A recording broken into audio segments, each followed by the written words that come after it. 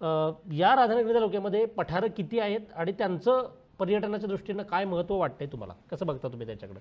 नाही, राधानगरी तालुक्याचा विचार जर केला तर अगदी काळामाचं मंदिर आहे आमचं वरती बाकी खोलामध्ये, किंवा हा इदरगंज मंदिर तुम्ही ऐकलं असेल, आमचं पाटपन्हाळा आणि रामनवाडी तिथं त्या परिसरामध्ये सुद्धा आता पाटपन्हाळ्यात म्हणलं तर तिथं धबधबे आहेत. रामनवाडीचा धबधबा सुद्धा खूप प्रसिद्ध आहे. बरोबर. आणि त्याच्या वरची जी बाजू आहे तिथं तो इदरगंज नावाचा एक पठार आहे आणि तो संरक्षित आहे.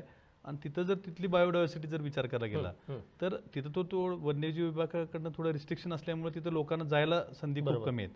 पण तो सुद्धा एक खूप सुंदर अगदी तिथं तिथली जैवविविधता पाहण्यासारखी आहे. प्राण्यांचं देखील वास्तव्य तिथं राहते तिथं बाजूला जवळपास हे असल्यामुळं.